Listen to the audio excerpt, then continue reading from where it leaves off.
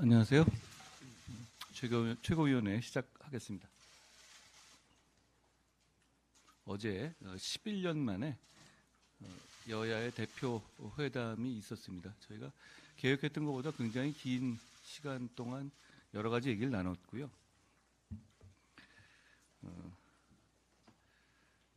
저는 한 번에 모든 게 이 만남 하나로 해결될 거라는 기대는 너무 순진한 기대고요. 그건 우리는 현실에 사는 사람들이잖아요. 11년 동안 만나지도 못할 만한 대치 상황이었는데 그 대치 상황을 넘어서서 정치를 복원하고 민생 중심으로 정치하자는 의기투합을 했다는 점에 저는 의미를 부여합니다.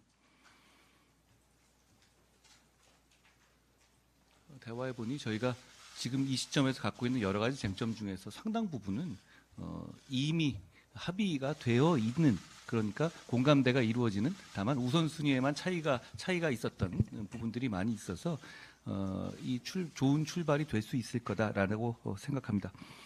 국민들께 그래도 정치는 계속된다는 걸 보여드리겠다라는 것이 이번 저희 회담에서 여야 대표가 했던 생각입니다. 앞으로도 자주 만나기로 했습니다. 어제 공동 발표문에서 여러 가지 민생 얘기가 있었기 때문에 이 발표문을 중심으로 제가 간단하게 부연 설명을 좀 드릴까요? 첫 번째로 양당의 민생 그리고 공통 공약을 추진하기 위한 협의기구를 운영하기로 했다라고 했는데요. 일종의 패스트 트랙을 만들겠다는 겁니다. 저희가 말하는 격차 해소의 시작이다라고 이해해 주시면 좋겠습니다. 이런 문제의식이었습니다. 지금의 도돌이표 같은 탄핵이나 어떤 법안의 강행처리나 그 이후의 거부권, 제2요구, 그리고 또 재발이, 이런 것들이 여당 입장에서, 집권 여당 입장에서도 일을 하기 어렵게 만드는 면도 있지만 다수당인 야당 입장에서도 되는 게 하나도 없는 상황, 그리고 이걸 보시는 국민들 입장에서는 정말 피곤하고 짜증나는 상황이 반복되고 있다는 점에 대해서 저희가 생각을 같이 했습니다. 이 부분을 풀어나가기 위해서 생각이 다른 부분에 대한 어떤 다툼은 계속 하더라도 민생과 서로 공통되는 부분에 대해서는 별도로 빼내서 협의기구를 운영하고 정상적으로 무슨 일이 있더라도 정상적으로 신속하게 운영될 수 있도록 하자라는 합의를 한 겁니다. 이 부분에 대해서 저희도 원내 차원에서 그리고 당 차원에서 잘 준비하겠다는 말씀을 드립니다.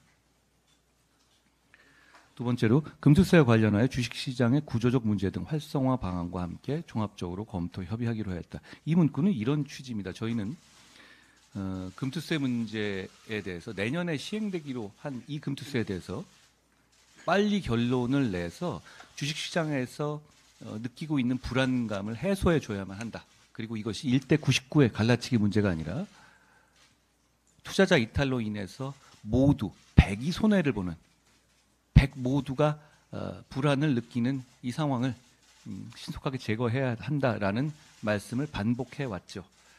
여기에 대해서는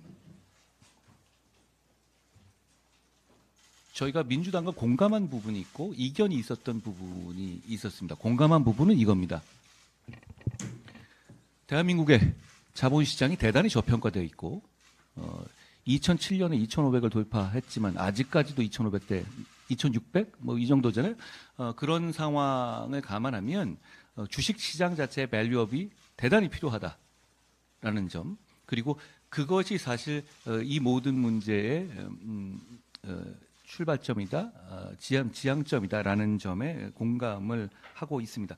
그러니까 지금과 같은 구조에 침체된 상황에서 금투세를 지금 규정대로 시행하는 것은 안 된다라는 점에 대해서는 저희는 공감했다고 저는 이해했습니다.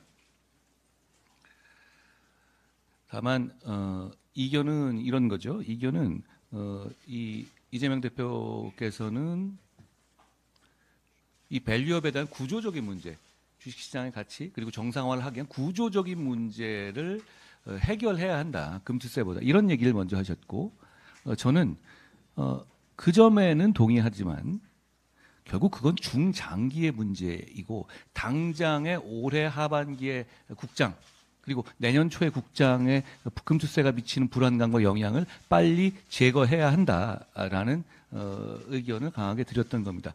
이런 것들을 종합해서 저희가 신속하게 검토 협의하기로 했다라는 정도의 말씀을 드립니다.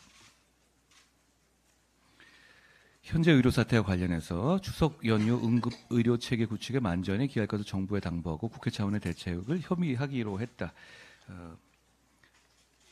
민심이 현재 의료 상황에 대해서 불안감을 느끼고 있다는 점에 대해서는 저희가 생각을 같이 했습니다. 여기에 대해서 이건 정쟁의 문제가 아니고 국민의 건강에 관한 문제이기 때문에 서로 이 좋은 대안을 마련해야 한다. 그리고 정부가 그런 좋은 대안을 마련할 수 있도록 지원하겠다라는 생각을 같이 했습니다.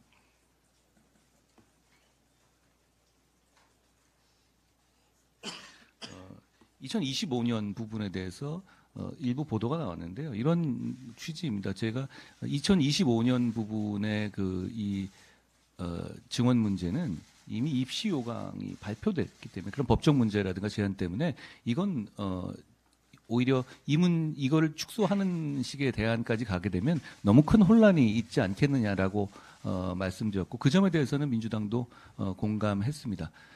그리고 제가 저는 몇 가지 대안 중에 하나로 제가 2026년에 증원 유예 2025년에 증원은 그대로 가되 2026년 1년 동안만 그 증원을 유예하자라는 대안을 냈다는 설명을 드렸고 그러면서 더불어민주당이 혹시 이거보다 더 나은 대안이 있으신지 그렇게 있으시면 그냥 이게 문제다 반대다 이렇게만 하실 게 아니라 대안을 한번 제시해 주시면 어떠냐고 말씀드렸는데 특별한 대안이 있으시지는 않다는 말씀을 드렸고 다만 이 상황에 대해서 대단히 이 엄중하게 보고 국민 건강의 관점에서 다 같이 지혜를 모아야 한다라는 정도의 공감대를 나눴습니다. 그런 차원에서 들어간 문구고요.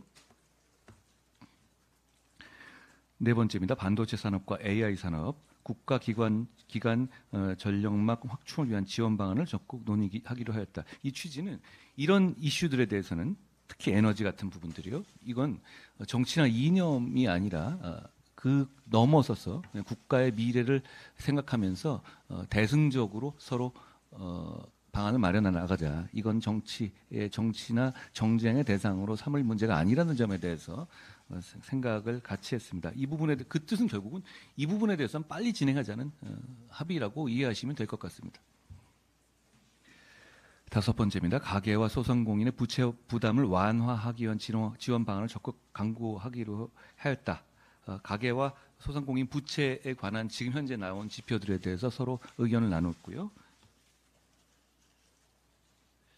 문제의식과 정치 차원에서 어떤 대책이 가능한지 그리고 현재 어떤 그런 대책에는 한계가 있는지에 대해서 충분히 대화를 나눴다는 말씀을 드립니다. 저희가 이 양당 모두 이 부분에 대해서 그 건설적인 지적 그리고 건설적인 대안을 내놓기로 했습니다. 여섯 번째입니다. 저출생 대책의 일환으로 맞벌이 부부의 육아휴직 기간 연장 등 육아휴직 확대를 위한 입법 과제를 신속 추진하기로 했다.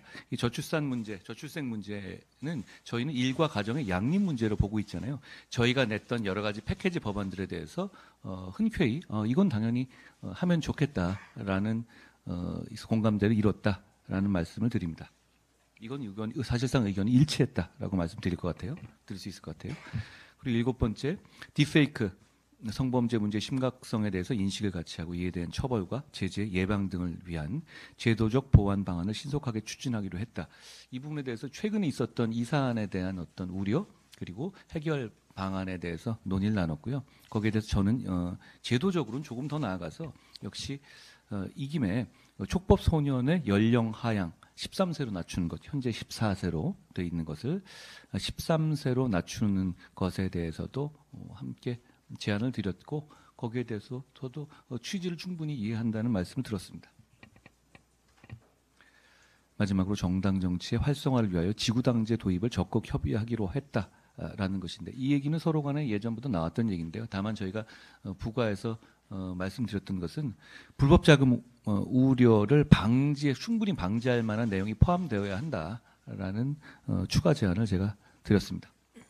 한 가지 더 말씀드린 것은 지방선거가 이제 앞에 있는데요.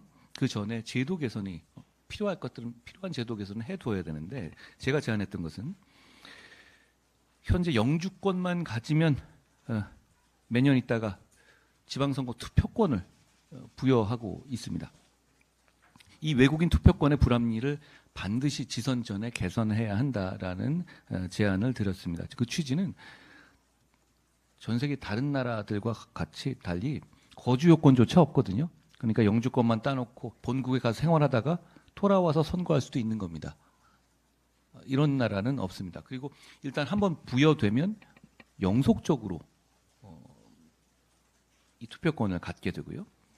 그리고 무엇보다도 상호주의에 반하는 겁니다. 다른 나라에서는 이렇게 안 해주는, 우리 국민에 대해서 이렇게 안 해주는데, 자유국민에 대해서 우리만 이렇게 해주는 것이 경우가 대부분이거든요. 이 부분에 대해서 개선이 꼭 필요하다는 제안을 드렸고, 이 취지에 대해서는 이해한다, 뭐 거기에 대해서 하자 안 하다까지는 말씀 안 하셨지만 어떤 의미인지는 충분히 이해한다는 말씀을 드렸습니다. 결국 대화가 정치입니다. 대화 정치하겠고, 서로 마음에 들지 않는 부분 당연히 있을 것이고, 싸워야 할 부분 분명히 있겠지만, 특히 민생을 위한 정치, 격차 해소를 위한 정치에 있어서는 저희도 대승적으로 협력하고, 그런 어떤 그 투쟁의 정치하고는 별도로 분리해서